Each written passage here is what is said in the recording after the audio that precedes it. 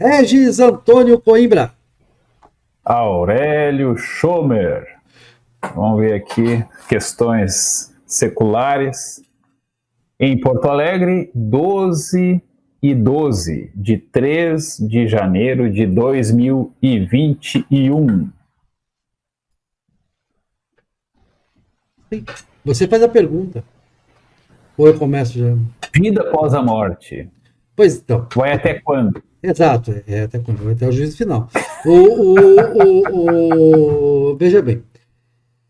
As pessoas alimentam todo tipo de crença, as sociedades alimentam todo tipo de crença nisso ao longo da história. Isso é uma das coisas mais presentes na história, tendo prevalecido, inclusive induz é regra, né? A ideia da metempsicose, né? Que é um nome, um termo que se cunhou aí. Transmigração da alma. Transmigração das almas, ou como o nosso amigo João Baldo Ribeiro chamava, o puleiro das almas, né? Faz claro que ele pegou muitos desafetos, porque as pessoas se sentem extremamente ofendidas. Eu tenho amigos que têm essas crenças e se sentem extremamente ofendidos quando a gente faz qualquer graça com isso, qualquer sarcasmo com isso, porque... Mas eu, como sou católico, eu não tenho problema realmente em fazer isso, porque eu, como católico, eu busquei, inclusive no Evangelho segundo a Filosofia, escrevi um capítulo especificamente sobre a morte, né? Porque é da morte que a gente está tratando. Tá? O que vem depois é outra história, quer dizer, mas é uma história decorrente do fato de que se morre, né? Que nós conhecemos a morte, né? A morte é conhecida, nós vemos as pessoas morrendo. E nós sabemos, a partir de um certo período, ou procuramos não saber, mas sabemos que nós vamos morrer. A gente não fica pensando nisso o tempo todo para evitar pensar nisso, porque é aterrador pensar nisso para muitas pessoas. Para mim, por exemplo, é absolutamente aterrador. Eu, no mínimo, gostaria de prorrogar minha vida até os 500 anos, no mínimo, né, para começar e tal. Mas eu gostaria que a ciência chegasse na imortalidade biológica. Eu não atravessaria a rua, não faria mais nada. Eu não correria risco se isso acontecesse. Né? Porque eu prefiro ficar vivendo. Agora. Ou seja, hoje a imortalidade biológica seria altamente incapacitante para ti. A teologia cristã, em geral, sim, incapacitante em termos, né? Porque eu não corro riscos gravando o programa com você aqui. Riscos de acidente, não. Estamos em busca do cancelamento. Sim, mas de acidente, não. Porque... Sim, mas o cancelamento o pessoal pode vir com tochas. Bom, isso é verdade. Tem isso. Bom, vamos lá. Na concepção cristã, me parece a melhor resposta para isso, né? A chamada salvação, né? Salvação da alma, que é a ideia da ressurreição no juízo final, e a ressurreição em íntegro. A teologia católica, pelo menos, prega isso, a ressurreição em íntegro, que é o que vale. É esse que me faz descartar... Eu fiquei sabendo que houve discussão teológica sobre o que aconteceria com aqueles que foram devorados por feras. Aí a solução teológica não, as feras vão devolver. A ressurreição íntegro supõe-se que seja no melhor da sua vida. Mas também, se você morreu 100 anos, se você ressuscitar em íntegro aos 100 anos, podia ressuscitar em íntegro regredindo para quando você tinha 20, né? Era mais interessante. Até porque você vai ter 20 pro resto da vida, né? Então, você vai ter a vida eterna. Já que você vai ter a vida eterna, é melhor ter a vida eterna com 20 anos do que com um corpo de 20 anos do que com um corpo de 100 anos. Mas me parece a proposta cristã, ela conquistou realmente a história comprova isso, né? Uma certa fé, um certo medo, um certo temor e portanto, obediência, e obediência é muito bom para a prosperidade das sociedades, né? Para o amálgama social, né?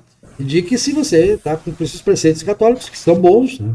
Basicamente ninguém discordaria, eu acho que nenhum sociólogo discorda que cumprir os 10 mandamentos e os outros tantos que vieram com o Novo Testamento faça bem à saúde, à prosperidade, à harmonia entre as pessoas e tal. Não matar, não roubar é uma coisa muito boa, não pegar. Principalmente, né? Isso aí realmente é uma questão de prudência, não fazer isso mesmo, né? Faz um bem para a saúde danado. Não fazer isso é bem para o bolso também, não fazer isso. Costuma fazer bem para o bolso. Então, as pessoas temem a Deus, principalmente pela perspectiva da salvação. Né? E a aposta de Pascal também, né? Se eu for um cara direito, e aí a Pascal agudiza isso e mostra que, independentemente de ter vida eterna ou não, vai ser uma boa escolha você não passar a vida na farra e não se importar com os outros, né?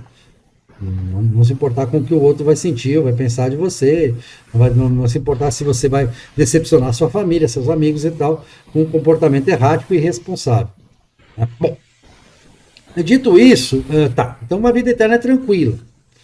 Ela é tranquila porque, bom, se acontecer, ótimo, né, maravilha, eu quero ressuscitar em íntegro no juízo final, e quero contar com a graça de Deus. Se Deus vai me dar essa graça, é um arbítrio de Deus, segundo a teologia cristã católica. A gente já discutiu aqui o molinismo, o Luiz de Molina, ele falava muito sobre essa questão da graça, que é uma escolha divina, enfim. Pascal também vai entrar nisso, por causa do jansenismo. Estudei muitas teorias cristãs, né, porque são várias teorias cristãs, sobre a vida após a morte. E o cristão nega, embora aí que entra aquela coisa que tem um monte de gente que acredita em metempsicose e é cristão, o cristão nega a transmigração. A teologia católica refuta completamente a ideia da alma emprestada, né? Quer dizer, aquela alma que fica lá e agora toma um corpo aqui, usa ele por uns 70, 80 anos, depois você volta, lá fica um tempo indeterminado, né? Ou então é teoria hindu, né? Que é aquela coisa de hindu e budista, né? Que você pega, vai lá, pega um corpo. Se você tiver uma vida legal, se for um cara legal, se você se desprender dos seus desejos e tal, aí na próxima a sua alma vai pegar uma vida melhorzinha, já vai estar, né, noutra casta, né? Você já vai nascer uma casta. Exatamente, né? Até que você chegar à iluminação, né? Que os budistas já acreditam na iluminação, que é quando você não precisar mais fazer esse exercício toda hora, tá descendo e pegando um corpo desde o nascimento lá, babando e tal, porque você nasce, né? Você nasce sem saber falar, sem entender o que estão falando, careca, né? Sem dente. Não é uma coisa legal. Depois de você ter tido tudo isso, você tem que voltar lá. E tem um problema nessa teoria da metempsicose, também, para mim é um problema, que a minha ela não me diz nada. Eu não vou fazer nenhum esforço em prol dela, porque para mim o que me importa é a minha existência. A minha existência é determinada pela minha consciência que eu tenho da minha existência, a consciência de si, é ontológico para mim. Eu sou quem eu olho no espelho e vejo, né? Quer dizer, quem tem a minha memória, meu pensamento, meus afetos, meus apegos, minhas preferências, tudo isso sou eu, tudo isso compõe meu eu, faz parte de mim. Até meu nome, minha reputação, faz parte de mim. E se isso eu sou uma alma que está habitando este corpo, essa minha alma não vai levar a memória dessa vida minha para a próxima vida. Então eu começo tudo do zero. Então você começa tudo do zero. E não sou eu, porque é a alma. Então eu chamei isso de alma emprestada no Evangelho da Filosofia. Quer dizer, eu além de ter uma vida finita, eu ainda uso uma alma emprestada. Não é minha, porque ela vai ser usada por outro lá na frente. Eu sou o meu corpo, a minha existência física. A ressurreição que me interessa... as suas memórias. A ressurreição que me interessa é a ressurreição cristã, em íntegro no juízo final. Eu aceito o juízo final. Certo? Eu aceito até a ideia dos adventistas mesmo da aniquilação da alma. A alma pode ser aniquilada, ela pode nem esperar o juízo final. Ela simplesmente não passar aquela temporada no inferno. Pode passar um infernozinho, mas depois o diabo resolveu descartar isso aqui, que está com muita gente aqui no inferno. Vamos dar uma diminuída na população aqui. Tá muito congestionada essa área.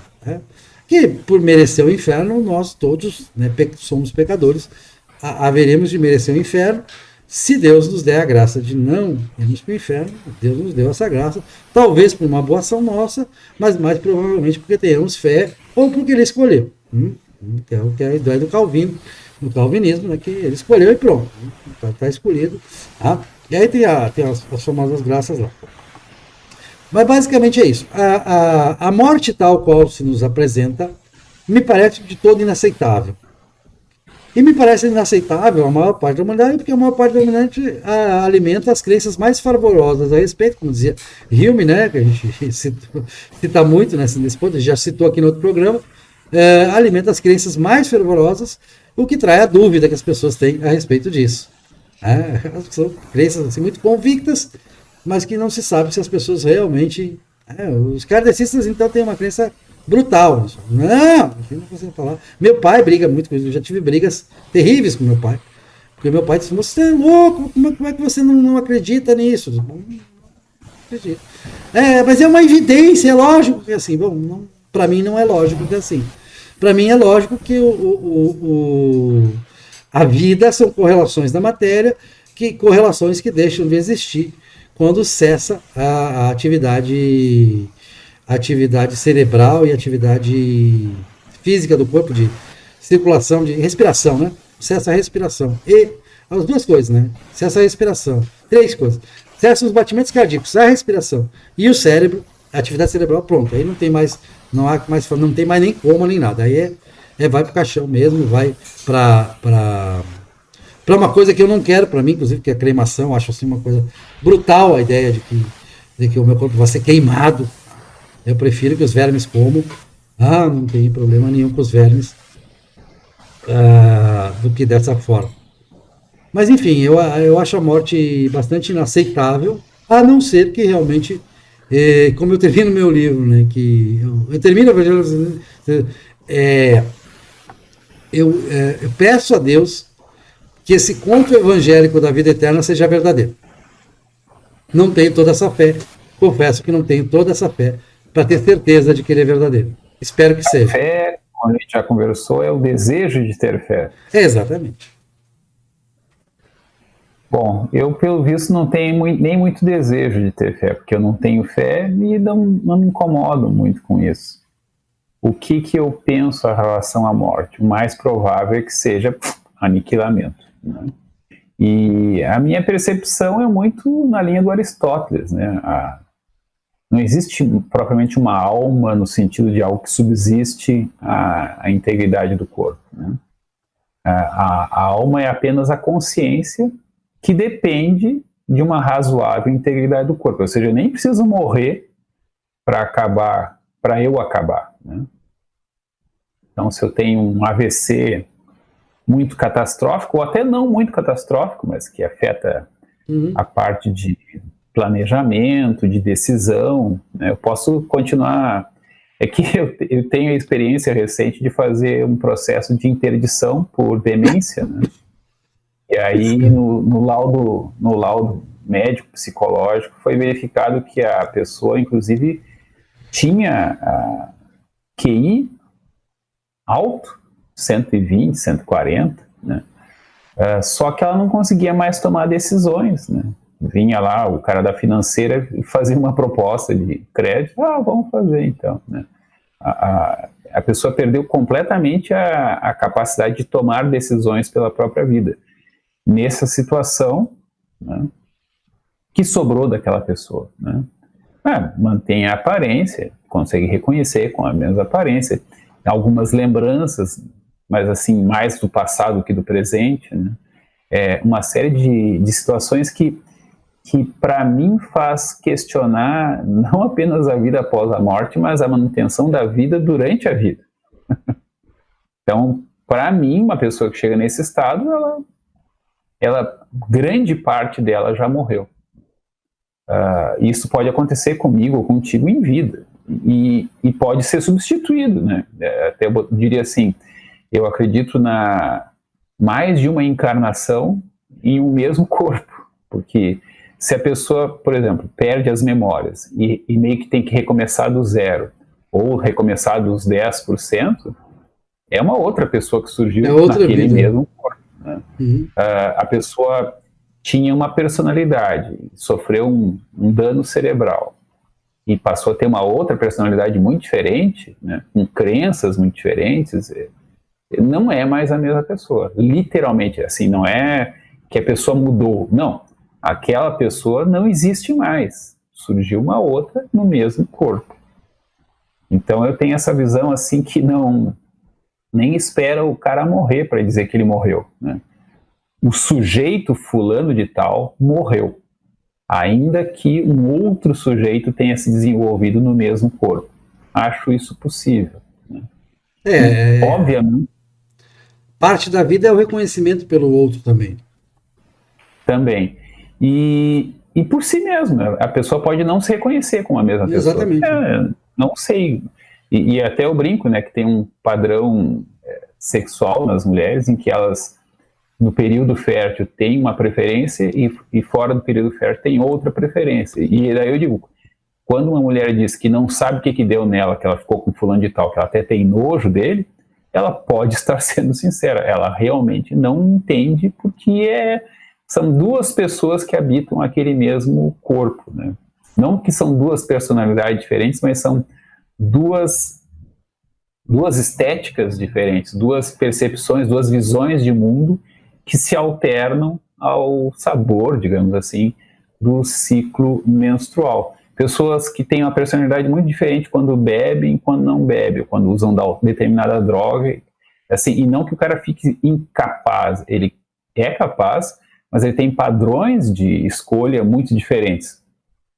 Duas personalidades, ou padrões, se quiser, não chamar de personalidade, diferentes que podem habitar, o estilo Mr. Hyde e Dr. Jekyll, né? Ou o contrário, não, Dr. Jekyll e Mr. Hyde. Não li o conto, mas ele é um clássico, independente da ignorância sobre o texto propriamente dito. Essas situações, então, não me fazem acreditar que, se a nossa identidade pessoal não é assim forte, nem com um cara ainda vivo, imagina com um corpo sendo degradado, né? Eu fui educado numa tradição meio espírita e meio católica, né? E isso me levou um pouco a ser espírita kardecista.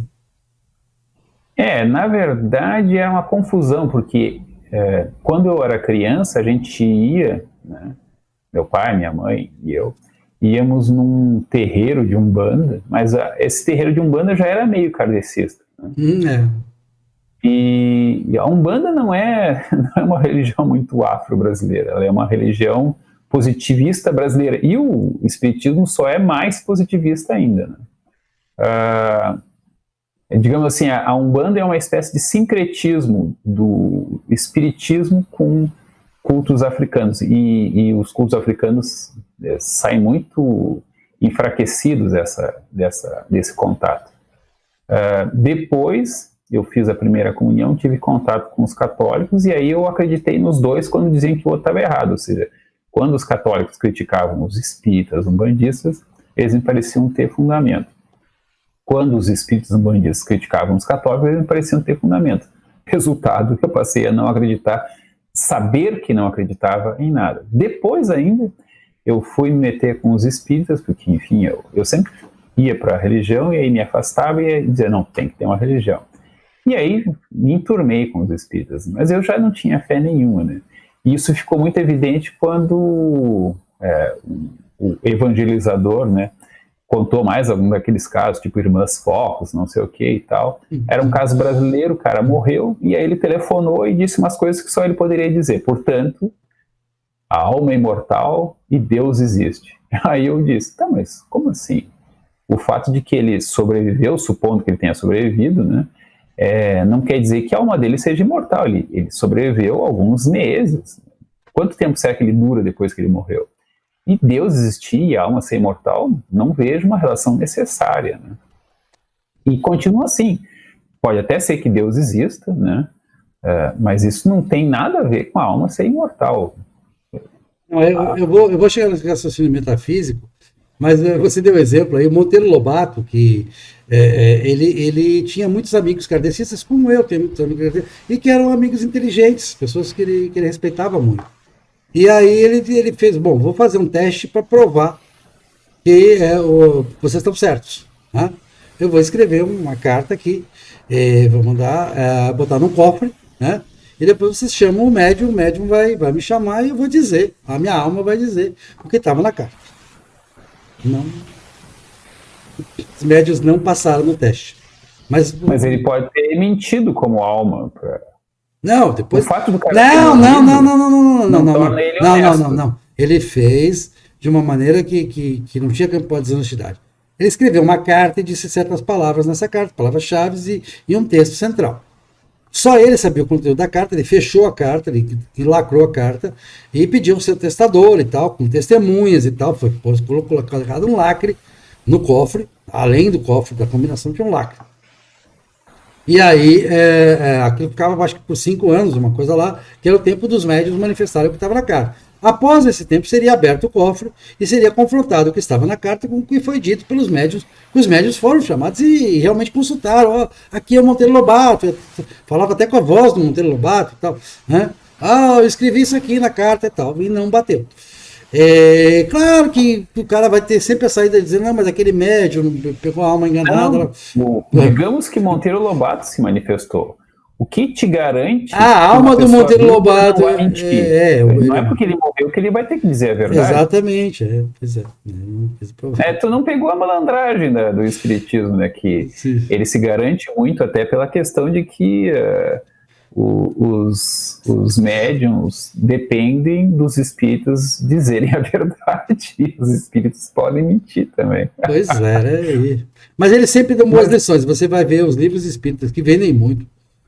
O Brasil vendem horrores, até os audiolivros aqui. É uma coisa assim, impressionante, né? Eles sempre dão bons exemplos, mandam se a pessoa ser boa e tal. Eu acho muito bom isso. Eu não tenho nada contra os kardecistas, fique claro que eu não tenho nada contra. Tem contra a teoria. Eu digo assim, espírita é gente que faz, porque como eles não têm escolha, o espiritismo é uma religião muito mais brutal do que outras, porque, as outras te condenam para a vida eterna, mas, assim, errou, tu te ralou e perdeu e acabou. Né? Não tem mais jogo para ti. No espiritismo, tu vai aprender até aprender. Aliás, tu vai apanhar até aprender. Não tem escapatória. Vai sofrer muito, né? Mas faz parte, eu prefiro. E como a gente demora para aprender, tu vai sofrer. Tá, agora, me permita, fazer um raciocínio metafísico mesmo. Vou recorrer à metafísica. Porque a metafísica, eu sei que é uma coisa meio como é que se diz? Meio esotérica na filosofia, mas é uma matéria. Não, é central. Busca das causas primárias, tá? Então vamos lá, a gente conhece hoje, a gente tem um bom conhecimento, por causa dos nossos telescópios e tal, nós temos um bom conhecimento do universo. A gente sabe que o universo tem uma datação. Um dia, a gente já discutiu aqui quando é que começou o tempo, mas enfim, existe Não, na verdade, Aurélio, quanto mais a gente aprende, mais a gente sabe que a gente não sabe muita coisa. Tudo bem, mas vamos... agora a gente tem matéria escura, energia negativa. Mas Leibniz já matava, não. 70% do universo é desconhecido. Sim. E mais, ainda tem o problema de que o horizonte visível, né? Ele é uma fração bem pequena do universo, como ele é concebido teoricamente. Mas Leibniz já matava essa como físico no século XVII. Ele dizia, perguntaram para ele, e se existiam outros universos paralelos? Ele disse, bom, se existir outros, pode existir quantos quiserem, pode existir milhões. No fim, tudo é um universo. O universo é a soma de tudo que existe, ainda que nós não conhecemos. Quanto mais a gente sabe o que existe, mais a gente conhece uma pequena parte dele. Isso não impede... Porque o universo aumentou muito. Eu sei, mas não... mas o Leibniz não tira a precisão da palavra universo. Porque o universo é tudo que nós conhecemos e o que não conhecemos. Eu não estou questionando isso, eu só estou dizendo que nós não conhecemos muito. Nós conhecemos que não conhecemos. Nós temos mais consciência hoje de que há mais coisas do que tínhamos na época do Leibniz. Tá bom, mas muitos vão concordar comigo, você pode discordar, que Deus é uma resposta lógica para a pergunta do início do tempo, sobre o início do tempo. O Santo Agostinho colocava dessa forma: quando começou o tempo? Deus está nessa equação, ele é uma parte dessa equação. Você pode chamar de acaso, pode chamar de Deus, pode chamar de Big Bang, pode chamar do que quiser. Existe uma alternativa, o Leibniz colocava assim: se existem coisas, existe a alternativa de elas nunca terem existido. Então, nós podemos constatar, nossos olhos conseguem ver, nossos sentidos nos dizem que existe alguma coisa. Né? Nós pegamos o telescópio e nós vamos dizer que existe muito mais coisa, inclusive, do que a gente pode ver só com o olho. Tá? Muito bem. Acontece que a matéria, em princípio, ela nos parece, pelo menos, não, na forma não, mas no nível atômico, ela em tese é eterna. Ela não é um abismo no tempo. Há uma controvérsia se os prótons decaem ou não. Eu sei, mas em princípio, até onde a gente pode observar, a gente não conseguiu ver um átomo morrendo, né? A gente não observou ainda uma morte do átomo. A gente já viu uma explosão, fissão do átomo, que é o que dá... Do átomo, sim. Do próton, não se sabe. Exato. Bom, beleza. Tá. E tem lá o quanto, lá, que tem uma divisão do elétron, tá bom. A menor... a menor partícula de matéria, em tese, é imortal. E nós, viventes, nós humanos, vivemos aquela figura que para mim é muito clássica e muito clara de Pascal, que é o abismo entre duas eternidades. Eu já falei dela aqui. Nós vivemos entre duas eternidades. A eternidade do tempo que já passou, ele é eterno para trás, e a eternidade do tempo que virá, que ele é eterno para frente. O tempo é eterno. Né? Ainda que a matéria não seja eterna, o tempo é eterno. E o tempo é uma substância. É algo que você precisa ter vida para constatar que o tempo existe. Para que você saiba que o tempo existe, você precisa ser vivente e inteligente. Nós também somos, na concepção de Pascal, alguém que Deus colocou numa ilha deserta e não disse por que colocou ali, qual é o sentido da vida, a gente desconhece. Deus não deu instruções detalhadas. Claro, deu instruções no Evangelho, mas também não eram tão detalhadas em termos de... Não respondeu, Jesus não responde. O sentido da vida é esse. Não diz isso. Ele promete a ressurreição. A ressurreição é um bom negócio. Eu já sei o que me é interessante na ressurreição. Eu quero a ressurreição, mas eu não sei qual é o sentido da vida. Agora, quando nós, católicos, chegamos na igreja e rezamos o credo, em cada missa nós temos que rezar o credo, e a gente diz que acredita na vida eterna, essa expressão vida eterna, ela tem um peso muito grande. Ela é sentida, eu sinto ela. E eu sinto porque me é cruel demais. É de uma crueldade brutal para mim. Viver nesse abismo entre duas eternidades. Eu quero que pelo menos a eternidade para frente me acompanhe, de alguma forma. Então, se há vida após a morte, eu não tenho fé suficiente para afirmar que a vida após a morte, que a vida eterna cristã é infalível. Não tenho fé suficiente para isso. Até porque na teologia cristã os mortos não voltam para contar a história. Eles não se comunicam com os vivos. Espero o dia do juízo. E não há comunicação. Não há invocação dos mortos. Nem no catolicismo. Há invocação, mas eles não vêm. Você pode rezar para a alma dos mortos. E no calvinismo nem isso. Nem isso você pode. Os pentecostais nem isso pode fazer. Não deve. Então, mas entenda. Não existe comunicação entre mortos e vivos. Bom, isso qualquer igreja cristã vai dizer a mesma coisa. Não existe. Isso acredita. Talvez eu não tenha entendido o termo invocação. Invocação não é chamar? Chamar que eu quero dizer para conversar, né? Tu pode chamar, só que eles não vêm. Exatamente, tá? Exato. A teologia cristã é isso. Nisso realmente eu estou de acordo, não tenho dúvida nenhuma. Eu tenho motivos racionais, lógicos, para crer nisso. Agora, do ponto de vista metafísico, eu recorro a Rousseau. Quem faz o mais, faz o menos. Se existe Deus, e Rousseau conclui que existe por um raciocínio metafísico, eu também concluo que existe por um raciocínio metafísico, como Leibniz fez toda a ideia do Deus arquiteto, né, pelo raciocínio metafísico de Leibniz. Então, se ele pôde transformar a não existência em existência, ele pode fazer o mesmo comigo. Não com a minha alma, mas com o meu ser. Com o que eu sou, com o Aurélio.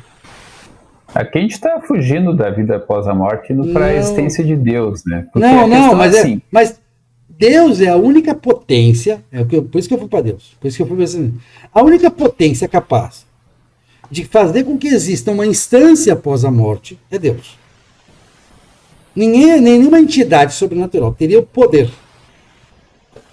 suficiente, para fazer com que a vida continuasse de alguma forma, seja depois do juízo final, seja na forma de transmigração, seja da forma que for.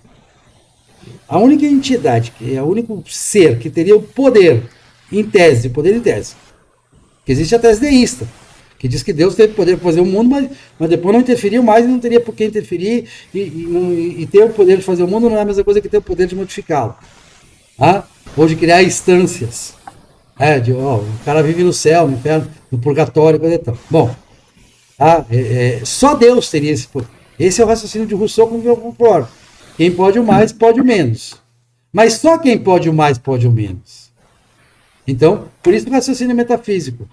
Deus fez o universo, digamos assim. Vamos para simplificar. Deus fez o universo. Fez a existência no lugar da não existência. Porque Deus é pura existência. Ele é o resumo da existência. Aí já seria um panteísmo quase. Bom.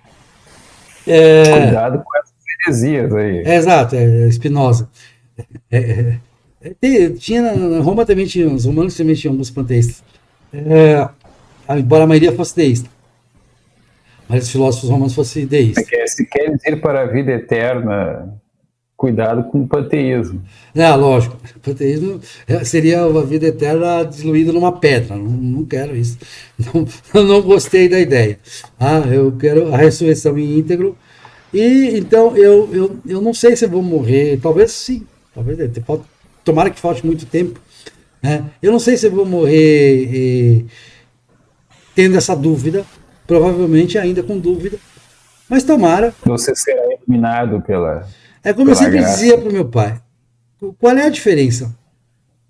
Se eu pensar que não existe e eu morrer e existir, eu certamente não ficarei decepcionado nem triste por ter pensado que não existia. Mas como Pascal, eu devo apostar em ter uma vida, não digo santa, porque ele, Pascal, sabe que isso não estaria também fora da teologia católica, que seria farisaísmo. Mas ter uma vida com certas responsabilidades e gratidões pela vida recebida.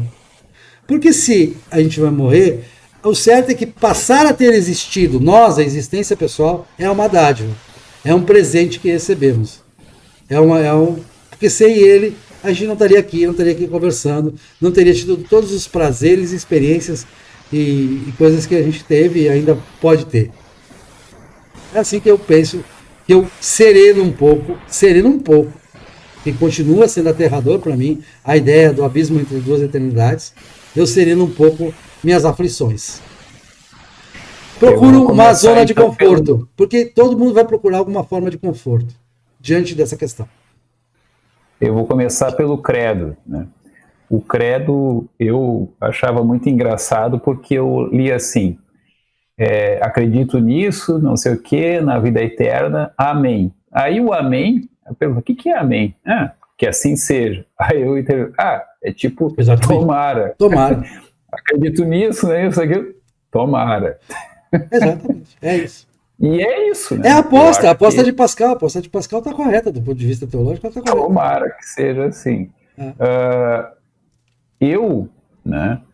Eu acho ruim a ideia de deixar de existir, mas ao mesmo tempo, na minha mística, né, eu penso assim, olha, o objetivo da vida, do ponto de vista do sujeito, é ter uma vida interessante, né? Uma vida que vale a pena ter vivido. Porque é isso que vai para a eternidade. A eternidade pode ser entendida como uma continuação, que eu acho que é a tua interpretação, e ela pode ser entendida como um fora do tempo. Amém, então, tomara. Aquilo que foi a tua vida é a tua vida. Ela apenas tem um ponto final com a morte.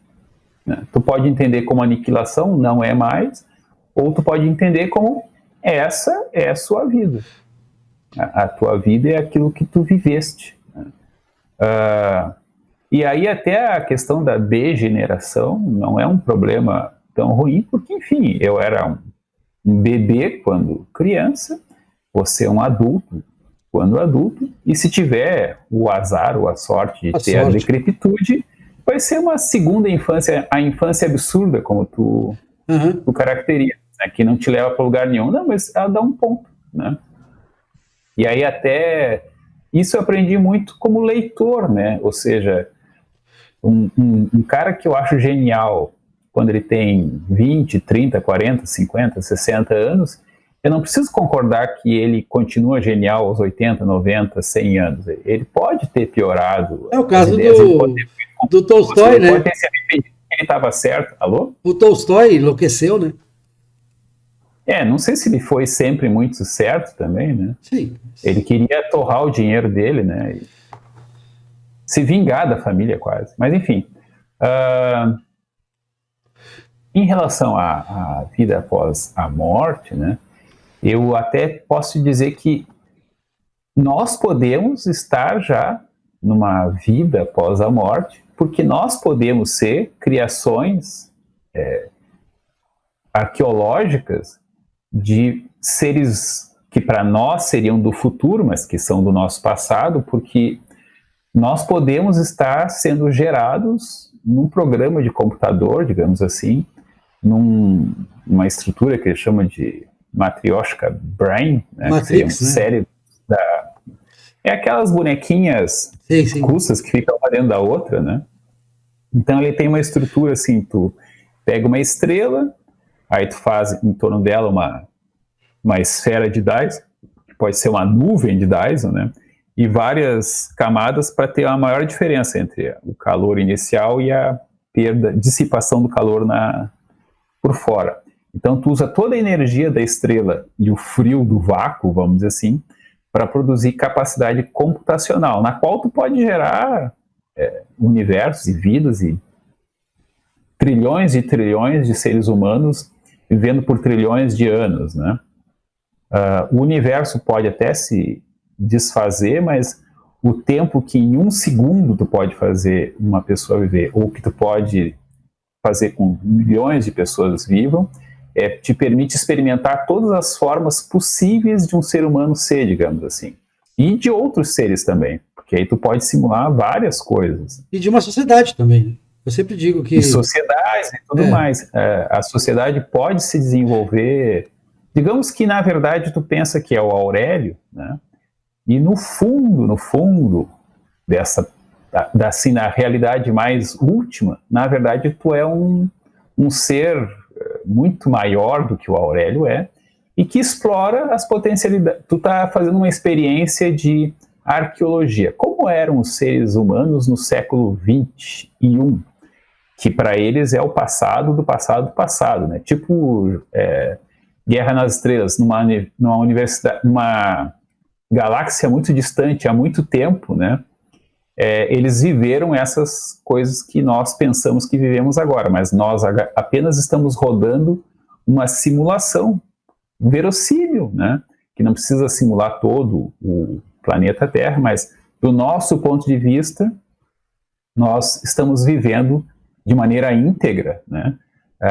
Com todas as características, uma vida do século XXI, da Terra, não sei quando. Que pode ter existido, pode não ter existido, pode ser só ficcional. Mas para nós, do nosso ponto de vista, é toda a realidade que nós conhecemos. Mas nós somos parte de um ser muito maior, que não é Deus, que é só um arqueólogo, um diletante, sabe-se lá o que ele é, porque ele pode não se encaixar em nada que para nós faz sentido, né? E ele também pode estar preocupado com a morte dele, né? Porque, enfim, ele sabe que o universo vai esfriar, se dissipar e tudo mais. Aí tem algumas teorias já para nós, né? Os matemáticos gostam muito de teorias, né? Teorias metafísicas ao extremo, que não tem como testá-las, né? Por exemplo, pode ser que, ainda que o universo sofra a dita morte pelo calor, ele vai apenas desacelerar. Mas, como o teu tempo subjetivo acompanha o do mundo, pouco importa se ele vai levar 1 trilhão de anos para rodar o que para nós passa em 1 segundo. O importante é que vai continuar havendo uma desaceleração cada vez maior, mas que nunca chega ao zero, nunca para, né?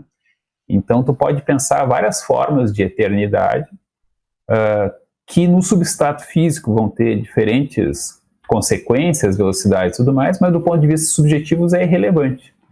Porque, enfim, o importante é que haja variação e diversidade. Então, tu pode pensar a eternidade independente de um Deus, porque Deus é mais uma questão causal, mas o problema de Deus não resolve, porque e aí o que causou Deus? Exatamente. Então, Deus... o que havia antes do existir o tempo? Havia alguma coisa. O vácuo é um lugar. Porque o universo se expande no quê? Ele se expande no vácuo.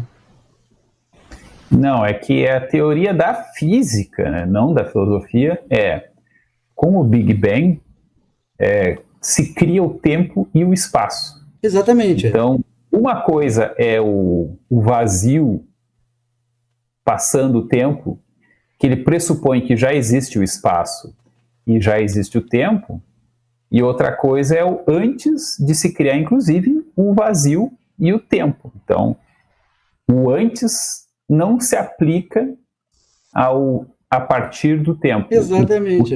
O tempo pode ter sempre existido. Tá? O Big Bang, o próprio Hawking reconheceu, o Big Bang leva a ideia de Deus como é inevitável pensar em Deus se você pensar no antes do Big Bang ou no momento dele. É inevitável. O Hawking, que é um ateu militante, reconheceu isso. É que tu não precisa pensar no Big Bang como o início. Você não precisa. Mas se você pensar... É que tem uma outra coisa que o físico, já vi um documentário de físicos dizendo o seguinte: e se nós criássemos uma nave que viajasse mais que a velocidade da luz? A gente poderia ir até esse sistema solar mais próximo aí e voltar. Quando a gente voltasse, a gente estaria na Terra muito antes da gente ter nascido.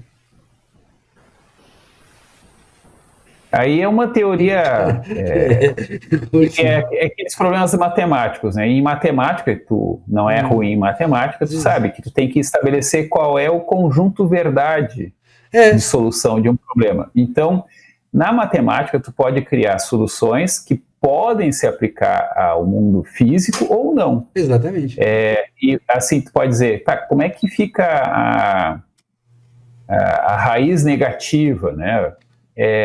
Uma questão geométrica. Não, como é o espaço físico, não se aplica. Tu vai dizer essas questões. Então, a questão da viagem além da velocidade da luz, ou não além da velocidade da luz, acelerando até a velocidade da luz e além. Isso seria, pela nossa física atual, impossível. Né? Não é possível descrever esse fenômeno. Mas se tu pudesse saltar, fazer tipo um buraco de minhoca, assim, e tu vai além, tu vai 5 anos-luz à frente, depois tu volta 5 anos de volta para o lugar de passagem, não necessariamente tu vai chegar antes de sair, né? Então é um problema metafísico de que a matemática ela pode explicar o mundo, mas não necessariamente tudo que é possível matematicamente é possível fisicamente. Não necessariamente isso é aplicável. Porque, claro que eu dei o exemplo do absurdo, né? Porque não existe como você ir lá atrás, porque você interferiria no agora. Esse é o grande problema. Aí também tem solução, tu pode dizer, tá, para onde é que tu voltou? Tu voltou para o mesmo universo no passado? Tu foi para um outro universo? O planeta Terra. Vamos botar a questão em termos de planeta Terra. Tá, beleza. Planeta Terra. Nossa casa, tá? Voltamos para casa, nossa casa. Planeta Terra é a nossa casa. É a casa da humanidade. Eu tô achando engraçado que a gente ia falar sobre a vida após a morte. Sim, mas a vida após a morte tem a ver com isso.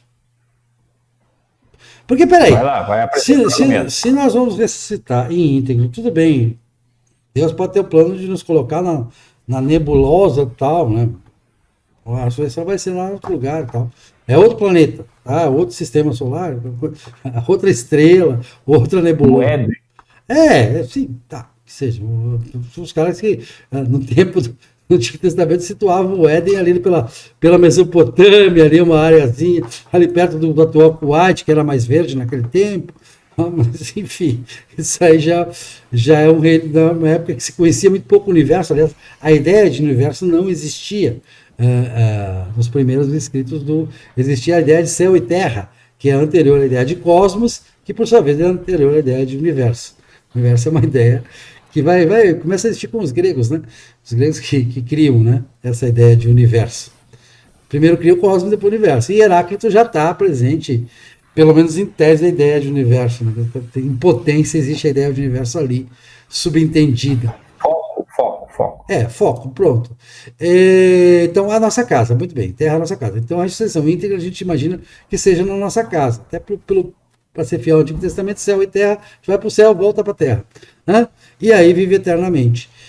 Esse sonho da vida eterna, né, esse conto evangélico da vida eterna, né, digamos assim, ele me é muito caro, como um apaziguamento do problema que eu tenho, volto a repetir, com a finitude, a ideia de fim. Porque se as coisas que eu vejo no universo me parecem eternas, e o próprio planeta Terra me parece eterno, e você pode ir num lugar, numa montanha, e dizer, essa montanha tem milhões de anos. Isso é o mesmo que eterno na minha cabeça. O chão que não eu sei que não é. Eu sei que não é, mas eu sei que não é, Regis. Eu sei que não é. Eu sei o processo de formação do planeta e tudo. Mas se você disser que a rocha que eu estou em cima aqui, essa rocha tem milhões de anos, é como se eterna fosse. Porque se você pensar numa vida que dure milhões de anos, é como pensar numa vida que essa eterna fosse. Ainda que ela seja, ela esteja tão longe da eternidade. É aquela que o matemático vai dizer o seguinte: o número 2 e o número 5 sextilhões está tão perto, ambos estão igualmente próximos e equidistantes do infinito. Certo? O infinito não é um grau de comparação. O infinito não é chegando a uma determinada quantia. Infinito é infinito. É um conceito que nenhum número se aplica a ele, por maior que o número seja. E isso vale para a questão do número no tempo. O número que expressa a contagem do tempo. Bom, do tempo, da velocidade e tudo mais, da expansão do universo, seja lá qual for o conceito de física que você ponha nisso. A única esperança que me resta é que quem pode o mais, possam menos. Tenha querido, ou queira. Exatamente, essa é a questão que o Leibniz colocava. Que quando não havia existência, quando não existia o buraco negro lá, do Big Bang, houve uma escolha para que existisse alguma coisa, em vez de continuar não existindo nada. Então é contingente. E assim como, claro, a questão da graça, ela é tão central no cristianismo, a questão da graça, que Deus conceder a vida eterna, né? Que ela é extremamente contingente. Nenhuma teologia vai discordar que essa é uma decisão que cabe exclusivamente a Deus. E a mais ninguém. Então, óbvio, me parece óbvio, do ponto de vista do raciocínio metafísico, que se há alguma chance de Aurélio, não a alma do Aurélio, que essa alma eu não sei se ela existe realmente, nesse sentido de alma. Tá? Os adventistas não acreditam. Do corpo, tá. Os adventistas não acreditam nisso. Para eles não existe uma alma separada do corpo. Né? Uma substância. Os também não acreditam. Uma substância alma, tá? Eles acreditam em espírito, não sei o quê. Bom, mas vamos lá. Eu quero saber se o Aurélio tem alguma chance. Me parece que a única chance que o Aurélio possa vir a ter seja uma decisão de quem pode tudo e que continua podendo tudo e que queira isso. E que deseje isso, que faça essa escolha. Não, o Aurélio vai ficar, porque eu quero o Aurélio aqui perto de mim e tal. Gente boa. Ah, gostei dele. Ele é um cara divertido, eu posso, né? Eu vi o programa dele e gostei. Eu posso te garantir, Aurélio, em 10 mil anos, se tu conseguir viver 10 mil anos, tu vai estar absolutamente diferente do que tu é agora. Tudo bem, não tem problema nenhum com isso. Até o teu apego com a tua identidade atual, ela perde o sentido passado muito tempo, né? Supondo que tem uma vida interessante que tu vá mudando, vá crescendo, né? Isso é um fato, que eu acho a minha vida extremamente interessante, eu acho. Isso não tem dúvida. Sim, mas imagina que daqui 10 mil anos tu vai ver com carinho e tal para o que tu era hoje, como tu olha, talvez com carinho, para um cupim, uma formiga. Pode ser. Há a possibilidade. Mas, enfim. Assim, tu vai ser muito mais outra coisa que tu não sabe o que é agora, tu nem tem condições de entender do que tu é agora. Ou seja, tu vai ser 0,0001. O que tu é agora seria 0,001, se é que não vai ser contrário, né? Porque tu pode se desenvolver em sentido contrário ao que tu é agora, né? Sim. Bom, na teoria lá dos budistas também você pode evoluir. Bom, a questão para nós está bem clara. Em princípio, nós concordamos que a morte é como a morte se apresentou a nós, humanidade, até aqui. Ou seja, a morte é a morte, é o fim. Tá? Não é um começo, um recomeço de nada.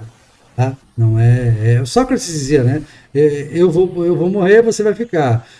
Quem vai levar melhor, só Deus sabe. Ele dizia isso. A frase é atribuída, a gente sabe que todas as frases são atribuídas a Sócrates, não são escritas por ele. Mas esse Deus aí ficou meio cristão, né? Não, mas os gregos já tinham o conceito de Deus. Tá? O conceito de Deus já era presente, Platão, né, que é quem vai ser o tradutor de Sócrates. Mas o que eu quero dizer... O Platão tinha um Deus criador, né? Tinha o Demiurgo que fez, que juntou. Eu sei, Deus Demiurgo.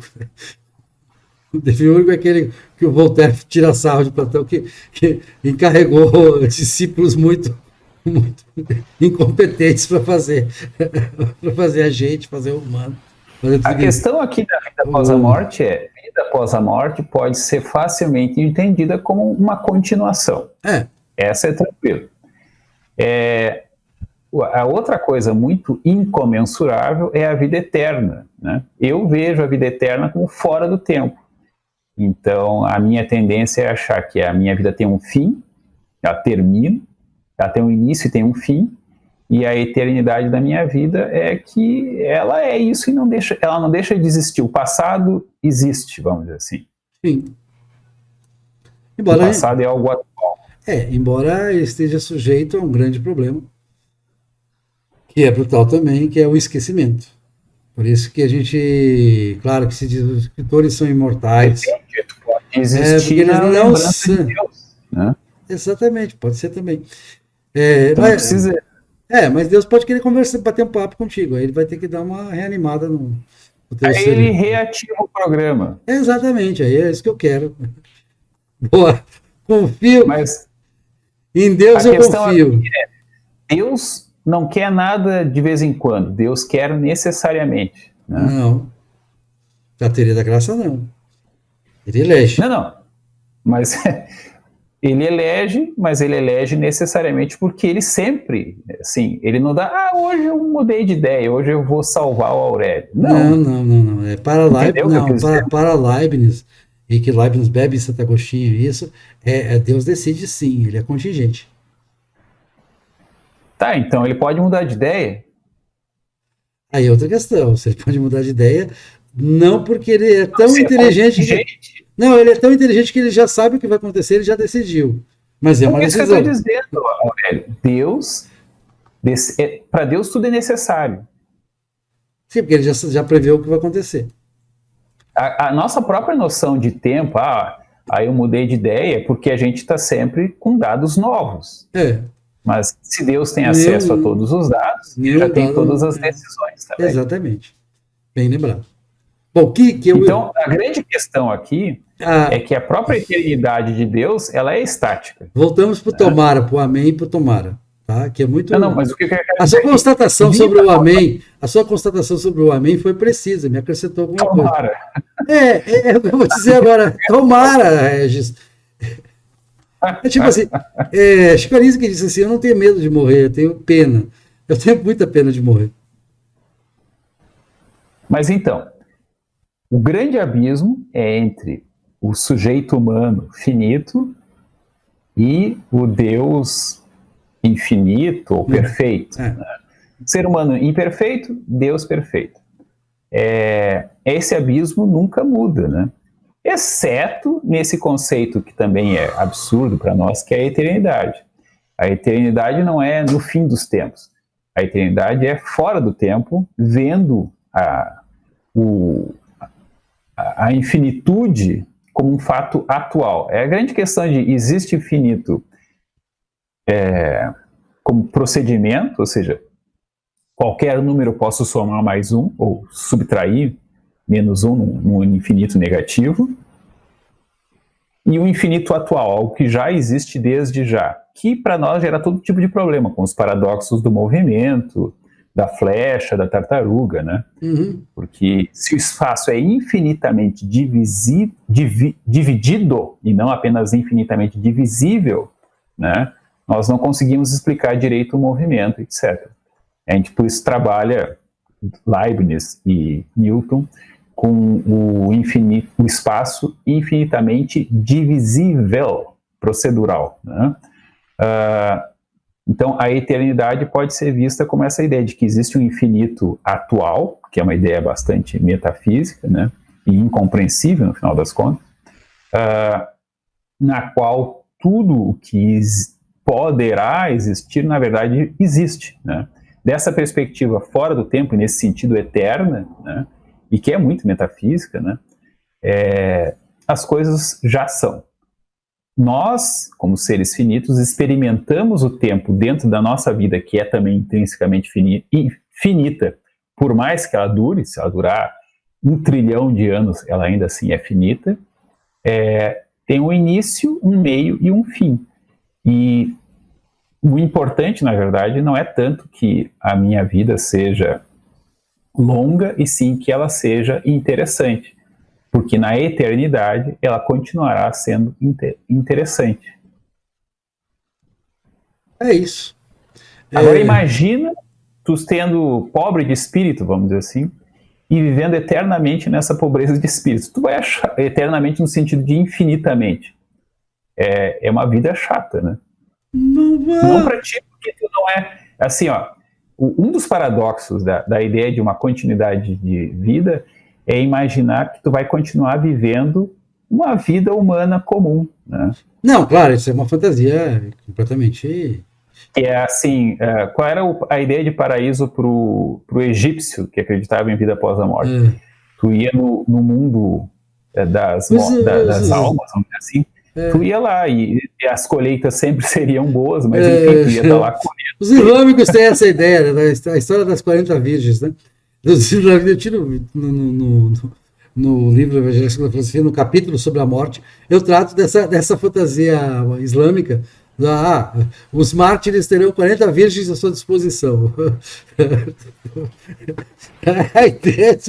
Uma vez que... Tu não saberia se elas são bonitas, né? Não, o mais interessante é o seguinte, ele vai ter as 40 virgens, mas ele vai deflorar as 40, supôs, né? Ele vai ter a eternidade para fazer isso. Então, daqui a pouco ele não vai ter mais coisa. E se elas envelhecerem e tal? É complicado. E se elas vão opinarem? Enfim, é uma fantasia que não tem a conta. É uma fantasia que, se a pessoa tiver um mínimo de imaginação, ela vira rapidamente, rápido pode ser 40 mil anos, vira um pesadelo, né? Então, é um pouco a ideia do inferno são os outros. A ideia de que toda utopia, ao final, vira uma distopia, né? É inevitável, o destino da utopia é distopia. Ela vira uma gaiola de ouro, mas continua sendo uma gaiola. Você imagina a utopia de Morros levada pela eternidade? É uma sociedade que não quer dar um passo na direção de nada, né? Um dia ela ia ser eliminada porque o planeta acabou, coisa parecida. Ela ia ser queimada pelo Sol. Não, e também a própria ideia de reino dos céus, vamos dizer assim, ou como é que é? Tem o Cristo que vem para trazer a guerra, tem o Cristo que vem trazer a...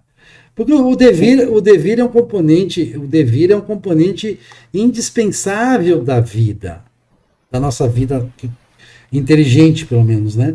Ele é um dever indispensável. Ele é um componente indispensável ao dever. Porque eu vou terminar com um exemplo que tu vai achar bem esquisito, que é na mitologia marxista, né? O socialismo leva até o comunismo. E o comunismo vai ser, então, quando vai surgir o verdadeiro homem já livre da luta de classes. Né? Mas isso é bom? Não, na verdade, fica em aberto. A gente vai estar livre de um problema, mas, enfim. Se vamos ter outros problemas, ou se teríamos, caso chegássemos lá, outros problemas, fiquem abertos. Na verdade, uma nova e verdadeira história se abre com essa. E aí a ideia do paraíso ou da vida após a morte na eternidade, sobre a graça de Jesus Cristo e tal, ela cria esse problema. Tá, mas aí começa uma nova vida, né? E por que ela vai ser definitiva? Ela vai ser estaticamente definitiva? Vai ser uma vida vazia de fruição? Não, ela tem que ser vida em devir. Como? Ela tem que ser vida em devir. Tem que haver um devir na vida, senão não faz sentido. Realmente não faz sentido. Não é vida, é tipo... Não, até porque, né? Nesse próprio capítulo sobre a morte, eu digo, felicidade é alívio. Ora, se felicidade é alívio, e eu acho que dificilmente um filósofo sério discordaria de que felicidade é alívio, tá? Em Platos tenso. Tá? A gente vai fazer um outro programa sobre felicidade, eu vejo mais como realização. Bom, tudo bem. Tá. Que o alívio... a realização é um alívio. É um ponto de chegada, é um patamar. Tá? Bom, vamos lá. Se felicidade é alívio, então tem que haver um sofrimento prévio, tem que haver uma questão prévia a ser resolvida para que você tenha a realização, a satisfação, seja lá o alívio, de resolvê-la. Ou resolvê-la ou de encaminhá-la da forma que for possível encaminhar, dadas as circunstâncias, porque nunca a realização, ou quase nunca a realização, é exatamente como ela foi pensada no ponto de partida. Tem que haver devir, tem que vir a ser. Se não houver vir a ser, não há vida. Digamos assim, você poderia ter uma vida. Eu já imaginei esse tipo de vida. Uma vida sem devir, o que seria? Vamos supor. Não é nem vida na perspectiva de tempo. Temporal. Temporal não é. Mas poderia ser, por exemplo, poderia ser temporal. Vamos supor assim. Deus podia me dar o seguinte informe. Aurélio, resolvi te escolher aqui e perguntar o que você acha. Tem as opções aqui. Né? Tem aquela do ressurreição, tem aquele negócio todo, tem o negócio das almas, que os caras estavam certos, tem também as opções que quiser voltar a ser bebê, a gente dá um jeito aqui e tal. Claro, você não vai levar a memória junto, mas tem até a pessoa que faz negócio de vida passada e tal. Beleza. Mas eu tenho uma alternativa aqui. Você vai morar aqui na órbita terrestre, tá? Vai ter um olhar telescópico, né, um ouvido telescópico, né, uma coisa assim, e vai poder observar tudo em volta. Né? Essa fantasia é muito comum, inclusive. Né? As pessoas, o morto fica lá olhando o que está acontecendo, o que estão falando dele e tal. Né? Essa visão de quem paira observando os outros, né, observando os outros devires, né, torcendo e tal. O espectador que está vendo uma novela, um filme, uma série, o que vai acontecer? Certo? É melhor do que a aniquilação, né? É uma fantasia recorrente. Tem uma outra ideia ainda que eu vou te dar para terminar o programa, né? Que é a seguinte: imagina que tu tem capacidade de guardar memórias de até 10 mil anos. E aí tu vive para sempre. Sim. Mas na verdade tu tá sempre meio que se repetindo, porque não. As tuas memórias começam a se perder e não. tu tem só um presente que tu não sabe bem quando é que começou e tu também não sabe se tem um fim. Não, porque o processo cerebral não funciona assim. O processo da sintaxe, pelo que você tem descoberto em neurologia, não funciona assim. Você vai apagando. Não, isso tem um exatamente. Você tem a capacidade. Você tem, exatamente. Você tem a capacidade, mas isso já é sabido, que a capacidade de retenção de memória, ou seja, de armazenamento de memória, disco rígido do cérebro, é X. Ninguém sabe exatamente se a gente chega a preencher esse X completamente ou não. O que se sabe é que nós vamos substituindo algumas memórias por outras. Tá? Esse é um processo que você. É que nem no computador. Você vai, vamos dizer que você só tem aquele disco rígido, você não tem a opção de comprar um HD externo, nem um pendrive, nada. O que você vai fazer para continuar utilizando o computador durante 10, 20, 50 anos? Você vai substituindo as memórias, mas algumas. Não, peraí, mas eu, contrariando sua tese, eu vou dizer o seguinte: mas algumas delas você vai eleger como os portos seguros da sua existência, ou seja, vai eleger uma coleção delas como aquelas que sempre serão reavivadas, serão constantemente reavivadas, para evitar que se percam, evitar que elas é aquela história... 10 trilhões de anos depois, eu acho que não vai ter certeza que guardou, não. No Google, no Gmail, quando você deleta um e-mail, você põe na lixeira, tá? Se você não mexer nele por 30 dias, ele vai sumir, ele vai ser apagado, tá? Mas se você mexer dele durante os 30 dias, ele volta a ficar ativo, deixa de ser lixeira, você retira da lixeira. Então, essa possibilidade, fazendo uma comparação, porque sempre a comparação ruim o processamento cerebral com o processamento da máquina, do computador, né? Processamento de dados. Mas é o que faz as pessoas entenderem essa questão do processamento de memórias, né? Porque a gente está muito ligado à ideia de memória do computador hoje. Então, as minhas memórias iam ser recicladas permanentemente. Claro que o ser de daqui a 10 mil anos e o ser daqui a 100 mil anos, muito mais, seria um ser bastante diferente, que estranharia muito, que teria que ver um vídeo sobre o Aurélio aos 50 anos, tá? Para entender, quem é esse cara, que estranho ele me é, tá? Que isso de fumar e sexo? Exato, aquela coisa toda. Mas haveria algumas memórias fundamentais que eu guardaria, que seriam as memórias ligadas à identidade, que eu me esforçaria, sabendo que tinha um bom tempo à frente. Também tem o seguinte, uma coisa é você pensar que você tem 20, 30, 40 anos de vida pela frente. É uma coisa. É a consciência trágica que o Freud fala, da consciência trágica. Né? Outra coisa é pensar que você tem 10 mil anos à frente. Isso muda a tua forma de encarar o futuro. Sim, mas imagina que tu já viveu 10 mil anos. Será que tu, com 10 mil anos, iria guardar como fundamentais as mesmas coisas? Certamente que não.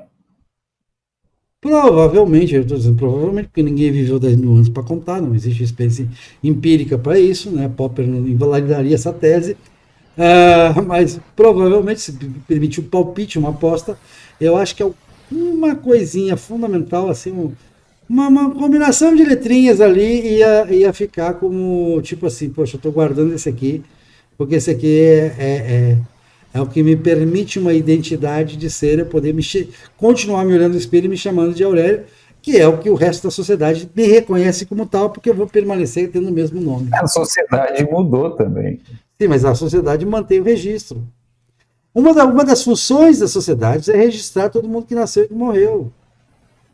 Isso não se mantém, né, também.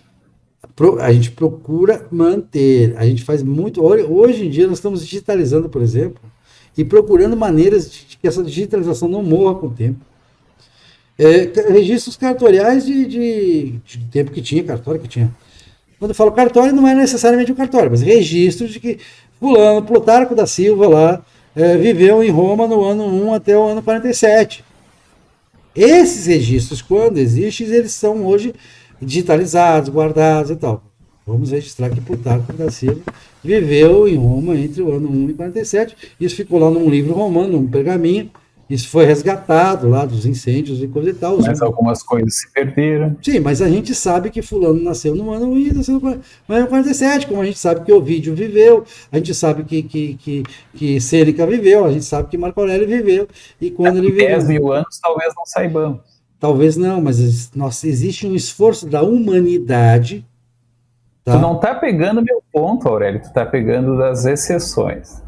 O que meu ponto é, tu vai entender agora. Eu espero ser ainda tão notório que mereça o cuidado da humanidade para com a manutenção dos meus registros. Mas o que a gente sabe deles é muito pouco, na verdade. Né? Não, mas sabe, alguns a gente sabe sabendo que o cara já existiu. Outros a gente sabe menos. De outros a gente sabe o que disseram deles, claro, acrescentando coisas, né? Mas o meu ponto não é esse, Aurélio. Deixa eu te mostrar qual é o meu ponto. Então, digamos que tu tenha uma capacidade de memória limitada. Tu pode guardar as coisas mais fundamentais, mas nada te garante que no futuro tu não vai apagar o que hoje tu considera fundamental. Concorda? Sim, claro que concordo. Agora imagina que tu vai viver por trilhões de trilhões de trilhões de anos, certo?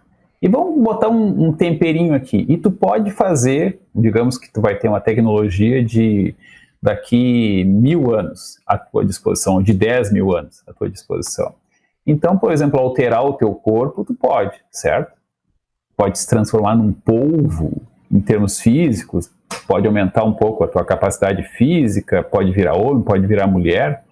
O meu ponto aqui é que em trilhões de anos, é uma vida muito, muito, muito longa, mas ainda assim limitada a um ser finito, parecido com um ser humano, sei lá, ou 100 mil vezes mais poderoso do que um ser humano, mas ainda assim um ser finito, não um Deus que pode tudo, de certa maneira tu vai ter tempo mais do que suficiente para experimentar quase que todas as vidas possíveis. Inclusive vidas que tu não admira muito, mas que tu pode experimentar para ver como é que é. Era esse o meu ponto. Não, tá tudo bem, não tem problema, tem jogo. Inclusive... Como isso é um conjunto finito, ainda que gigantesco, e tu tem a eternidade à tua disposição, lá pelas tantas tu vai começar a se repetir, sem saber que está se repetindo. Sim, sem saber. Mas se você não sabe, tá tudo bem, tá tudo certo. Para ti, do teu ponto de vista interno, tu não sabe nem onde começou e nem se termina. Bom, e assim, a parte poética é que tu vai ter lá o teu credo, né? Que vai se variar ao longo do tempo, pode variar muitas vezes, aliás, e sempre vai ter no final um tomara. Tomara. Sim, claro. Mas tu gostou, né? Tu gostou desse meu futuro... Não, eu gostei. Eu topo qualquer negócio. Olha, teve uma pesquisa entre os britânicos há um tempo atrás, que perguntou, uma pesquisa de opinião, né? Mas primeiro eles perguntavam se a pessoa queria vida eterna e tal. Aí a pesquisa, os resultados, o universo é só aqueles que queriam. Aqueles que queriam morrer mesmo não foram. Não, a pesquisa não foi adiante. A primeira pergunta era essa e a partir daí passou. A vida eterna no sentido de interminável. Exatamente. Tá. Aí perguntaram, do que você, se Deus negociasse com você, do que você abriria a mão para a vida eterna? Você abriria a mão de ter amigos?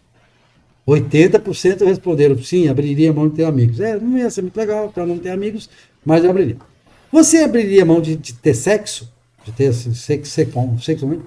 Ah, lá, 50 e tantos por cento, 55%. Mas a gente abriria a mão, assim, não teria problema. Aí, você abriria a mão de ter algum dinheiro? Você aceitaria viver a eternidade como pobre? Pobre, só vai comer e tal, dormir e tal. Aí, mendigo eterno. Mendigo eterno. 80% disseram não, isso não. Isso não é negociável. Eu não sei se foi uma piada, foi uma pesquisa, mas faz sentido, né? Mas o que eu digo é o seguinte: eu gosto tanto da vida que eu estaria nos 20% do que topava mesmo nessa circunstância. É o Diógenes de Sinope eterno. Por aí, beleza. Não teria problema em ser o Diógenes de Sinope eterno. Só de ser espectador. Eu gosto tanto de enredos, né? Que eu acho que só de ser espectador deles, poder enxergá-los, para mim já é uma grande coisa. Já é melhor que o nada. Melhor que a aniquilação, sem dúvida nenhuma. Bom. Eu consigo imaginar tantas coisas piores que a aniquilação. Não. Mas eu não vou te... Eu não quero te dar pesadelos. Tá bom. Beleza. Até a próxima. Valeu.